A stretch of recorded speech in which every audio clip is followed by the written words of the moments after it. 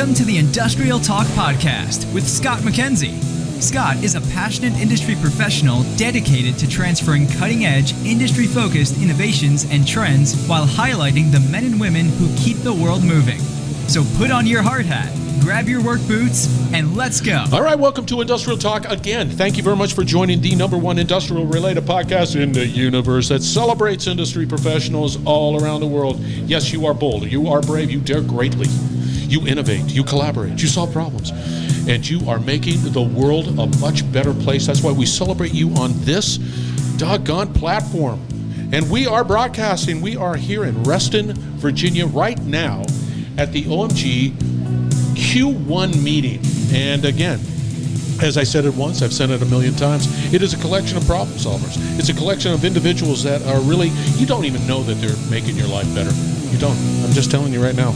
I didn't know until I was being able to be a part of the OMG family. So that's what it's all about. All right. Sarah Causey's in the hot seat. Implexus Labs. Did I get that right? You did. There it is. And we're going to be talking a little bit about Digital Twin, why they are a member of the consortium, and anything else that we can probably throw at her. So let's get cracking. I'm ready. First meeting? First yes, time in? It is. Do you feel smart?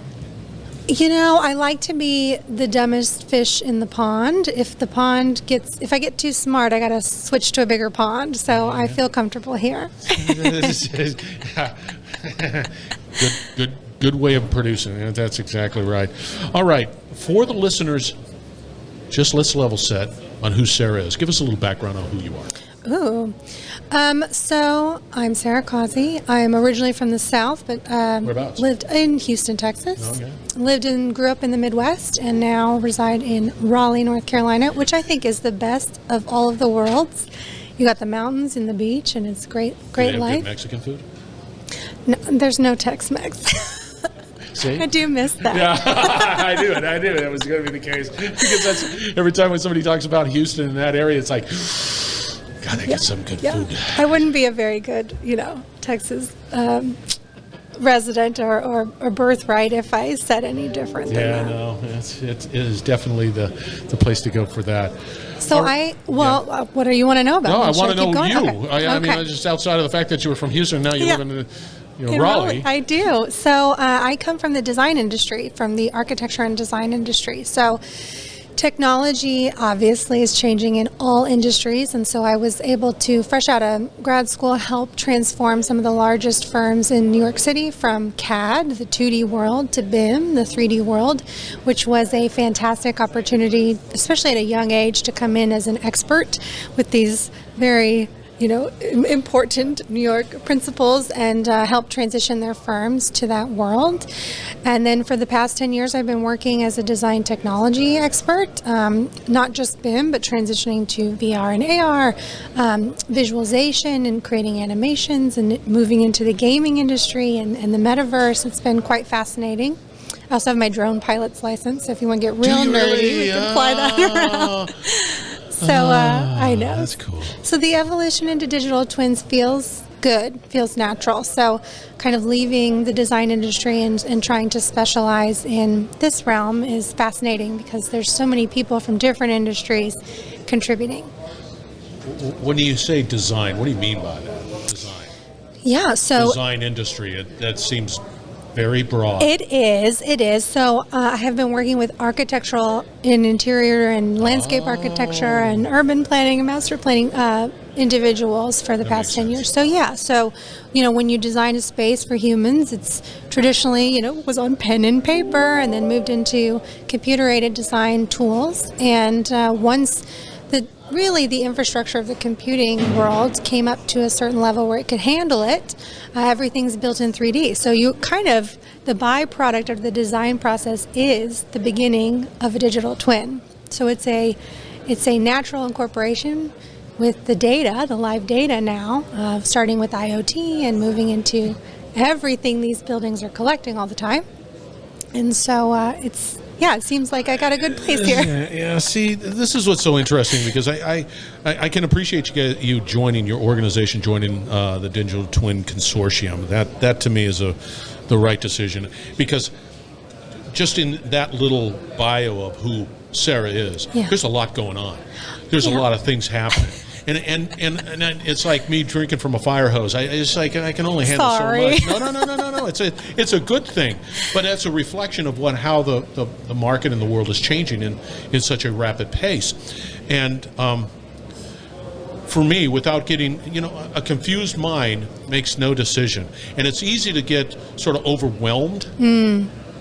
And I'm like, why was it important for your organization to join the Digital Twin Consortium? Okay, so Implexus, for short, Implexus Lab for long, is a startup. So and by startup I mean founded in 2023. We are a baby company.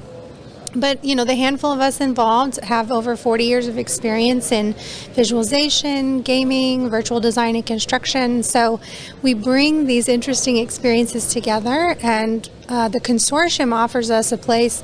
Most of us are young, so a place to really, hopefully, be a part of the future of what this industry is going to be. And we don't need to dominate it. We don't need to be the next Google. We just want to be a part of contributing because it's something we all are passionate about and believe in.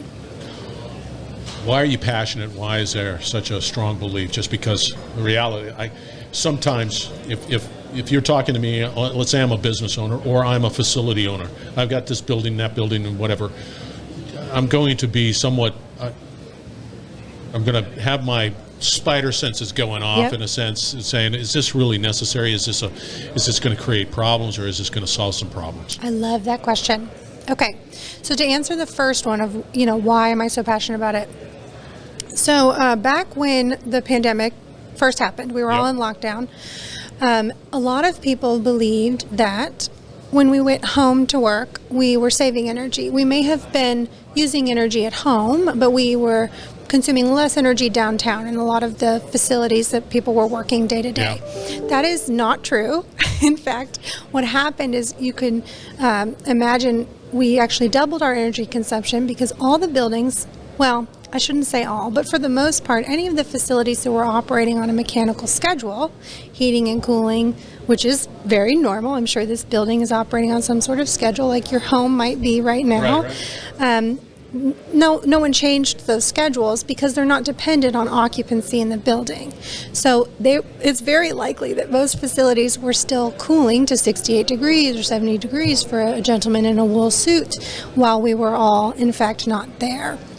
So from a sustainability standpoint, I think we have the capacity to bring in, through digital transformation and the very ever fast evolving incorporation of artificial intelligence, to allow technology a place in facilities management to operate, frankly, more efficiently, more effectively, because you can start to create systems, schedules, whatever, that are living and breathing. So if someone's in the building, okay, let's trigger a change in temperature. If no one's here, let's keep the lights off. That currently isn't something that's mainstream in the way we operate facilities because we just haven't gotten there yet. And it feels like a no-brainer, and it feels like where we're going, and we finally have the computing capability to go there, which is exciting. Does that make sense? No, it does. Okay. Yeah, if it makes complete sense, and I didn't really think about that because you're absolutely right. I think the flawed logic was, hey, nobody's downtown, so surely somebody must have turned out the lights. And I mean, I would be the first, if I was owning that facility, I would be the first to say, really? Nobody's down there, and why am I doing this? Right. But then again, these are leases, and so it doesn't make any sense. Well, I like to think of it like the invention of the seatbelt ding. You know that thing, that annoying thing that happens when you get in your car? It's like ding, ding, ding. And then we're like, okay, fine, I'll put my seatbelt on. That's right. Or you just stick it behind you. Just kidding. Just kidding. Hey, they sell like temporary things you can plug in. If you're going to that much effort, okay, well, we got a lot of questions going on there. But basically, a digital twin for a facility is the seatbelt ding. It's ideally pointing you, hey, let's do this, let's do that, some recommendations, some prescriptions for ways you can operate it more efficiently. So that's the future that I see. I think others here at this conference see that as well. How do you begin? How do you take it? I mean, these are amazing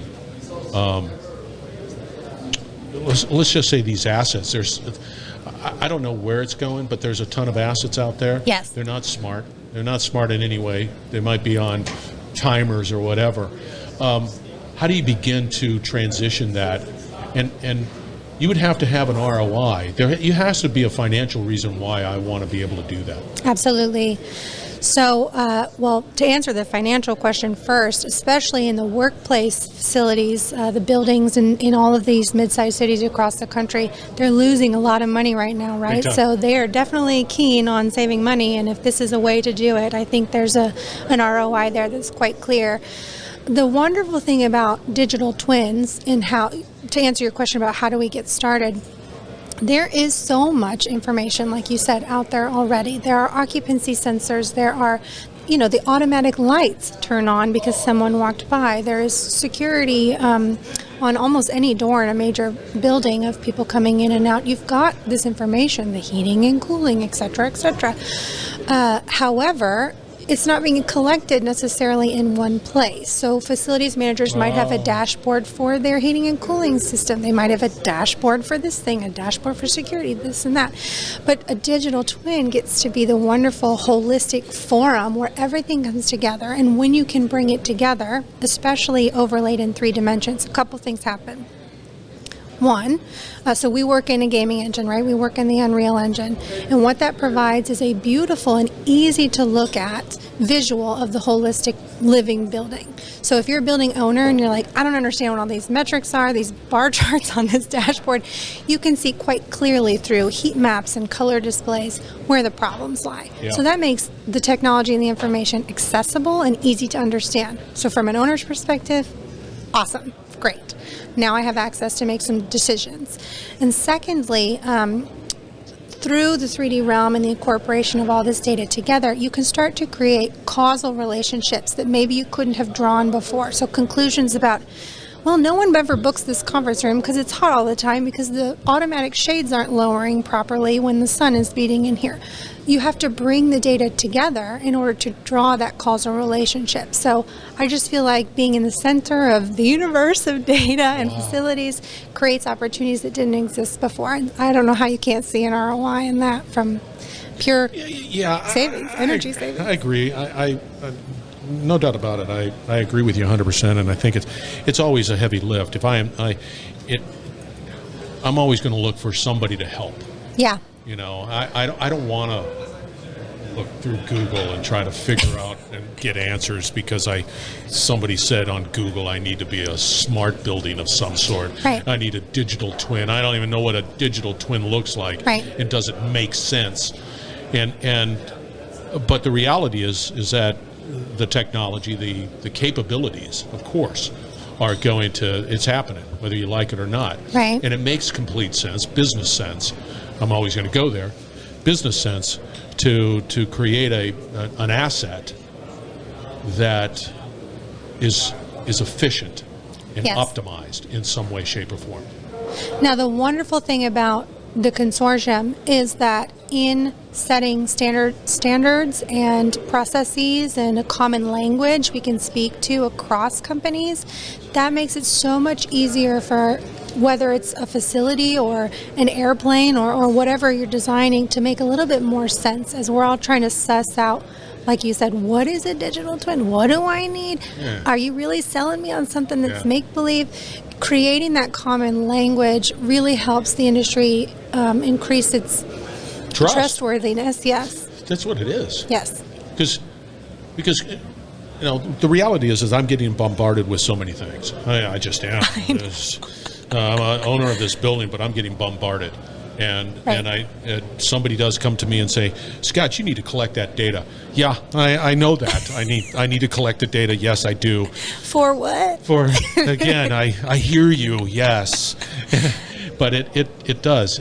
And once you establish that ability to be able to collect the right data, clean, ready to go, and then be able to represent that in a sort of a digital twin, it opens up so many other opportunities. I can run scenarios, right? I can test things. Yes. Then I can be so geeky about that too as well, right? So I had a realization this morning that you might find interesting. Dr. Michael Greaves was talking at the keynote this morning, and he's one of the dude that founded Right. Digital Twin. Right. I've interviewed him. Oh, See, I great! told you I know So all he's these. an OG, right? I'm kind of a big deal. No. So he was talking about time is the resource we can never really get back. You can't mess with time. It's just Yep. ticking. But I learned this morning that I can argue that I work in the world of time travel, because through the data collection, if it's cohesive, like you said, and it makes sense and it's collected properly over time, you can very easily hop back into the past, which is some of the work we're doing with Argonne National Laboratories right now with the nuclear test loop. How do we go back in time to points where things weren't operating properly and draw conclusions? But through simulation, I can go into the future, which is, working with time and information in the virtual world is not something you can do in the physical world. So it's really cool, because maybe I can call myself a time traveler now. Nobody's going to debate that. But for me personally, I love the capabilities of running scenarios, what ifs. If I tweak this, what does it mean? Where's that? And then really trying to, and that's just me geeking out. I love that. But the ability to be able to run scenarios, I think, has tremendous value. Yes. Tremendous value. So coming from the design industry, this is very familiar to me, because any design of any building is merely a prototype, and you've gone through likely hundreds, if not thousands, of iterations with computational design tools to get to that final prototype. You're never going to build physically the same building more than once. Unless you're building like prefabricated units of some sort. So iteration in this way in the building information modeling world, the BIM world, is our bread and butter. So moving into this metaverse ecosystem where that iteration moves forward with just more information, so you get to better conclusions, feels very natural to us. So I'm excited about that. It would make me feel warm and fuzzy. It would. Knowing I would have a level of trust and confidence in knowing the solution is actually been vetted and thoroughly evaluated, and it's like, yes, it works. Against specific KPIs for that client. Yes. Yeah. Love it. All right. For the listeners out there, how do we get a hold of you if you say, gosh, Sarah is speaking my language? Oh, I would What's love the best that. way? I would love that. So ImplexusLab.com is where you can find us, and it's Sarah Causey and scausey at ImplexusLab.com. So feel free to reach out. Yes, I am. So happy to Sarah make Causey. new friends. Implexus. That's EMPLEXUS Labs. I have to correct you. It starts with an I. Very close. Thank you. I'm so Doggone sorry. It. Now I gotta. Think of an imp and then think of Alexis. I'm erasing. Thank you very much. That's right. That's the stink guy. I heard M. EM. All right. Excellent job. Excellent job. Thanks, Scott. All right, listeners, we're going to have all the contact information for Sarah and the company Implexus with an I out there, labs, out there on Industrial Talk. So fear not, reach out. You need individuals like Sarah to help you along on that journey, because it is a journey. Don't look at it as like a light switch. It's a journey, and it's an exciting future. So keep that in mind. Sarah Causey, delivering the wood. All right, we're going to wrap it up on the other side. Stay tuned. We will be right back. You're listening to the Industrial Talk Podcast Network.